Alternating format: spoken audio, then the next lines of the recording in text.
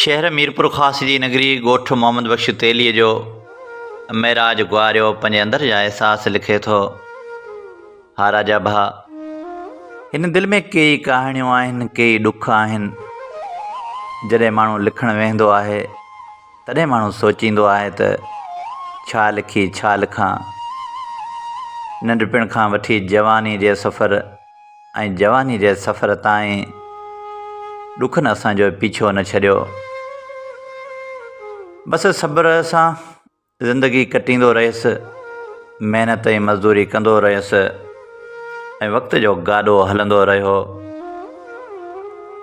दुनिया जा ॾुख ऐं दर्द पंहिंजे सीने ते वसाए जीअण जी जस्तजू कयमि। बसि ईअं ई मूंखे रब पाक जॾहिं पुटु आकाश कुमार गुआरियो अता कयो, तॾहिं कुझु दिलि जो भार हल्को महसूसु कयमि ऐं इहा उमेद त मुंहिंजो पुटु वॾो थी मूंखे कमाए खाराईंदो ऐं मुंहिंजो सहारो थी पवंदो।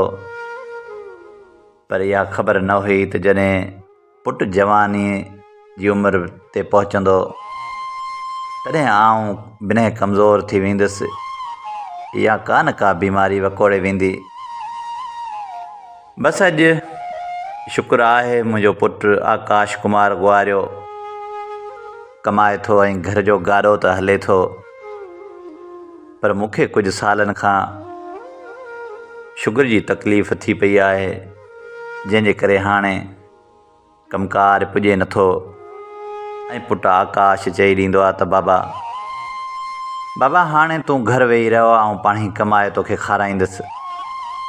मञा थो कमाए खाराईंदो, पर ही महांगाई जो दौरु, हिन महांगाई जे दौर में ग़रीब माण्हू हिकु वेले जो राशन बि ॾियारीअ मां नथो वठी सघे। अहिड़े महांगाई जे दौर में वरी बि जस हुजे मुंहिंजे बचे आकाश कुमार खे, जेको महिनत ऐं मज़दूरी करे थो, पंहिंजो पेट पाले, पंहिंजे बचनि जो पेट पाले, पंहिंजे भाइरनि खे संभाले ऐं मुंहिंजी बि सार लहे थो। मुंहिंजी दवा दारूअ जो ख़र्चु, खाधे पीते जो ख़र्चु सॼो हुनजे ज़ुमे आहे। कॾहिं कॾहिं सोचींदो आहियां त वाक़ई बि औलाद वॾी नेमत हूंदो आहे। जिन माण्हुनि वटि औलाद नाहे उन्हनि जी ज़िंदगी कीअं गुज़रंदी हूंदी हिन महांगाईअ जे दौर में। पर वरी चवंदा आहिनि औलाद हुजे त सालिह हुजे, या सालिह न हुजे त उन औलाद खां माण्हू ई अकेलो भलो आहे। औलाद उहो जेको माउ ऐं पीउ जी इज़त करे, माउ ऐं पीउ जी ख़िदमत करे।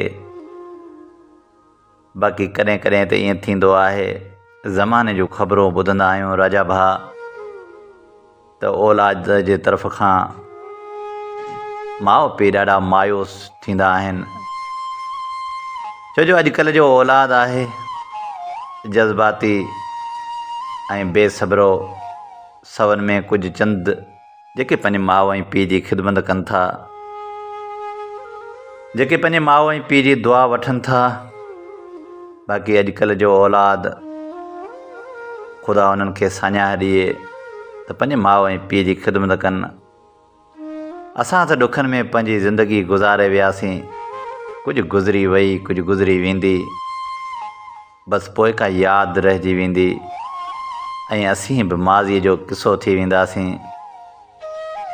वरी असांजो औलाद, उनजो बि औलाद, ईअं सिलसिलो हलंदो रहंदो। पर कोशिशि कजे त हमेशह पंहिंजे माउ ऐं पीउ खे ख़ुशि रखिजे। बेबका ज़िंदगी आहे, ज़िंदगी अलाए केतिरा ॾींहं अॼु आहियूं सुभाणे कोन हूंदासीं। ज़िंदगी में हमेशह एतिरो कुझु करे वञिजे जो मरण खां पोइ माण्हू उनखे सुठनि लफ़्ज़नि में यादि रखनि। मूंखे ख़ुशी आहे पंहिंजे प्यारे पुटु आकाश कुमार गुआरियो ते, जेको मुंहिंजी ख़िदमत करे थो, प्यार ऐं मोहबत जो अहसासु ॾियारे थो ऐं मुंहिंजो ख़्यालु रखे थो।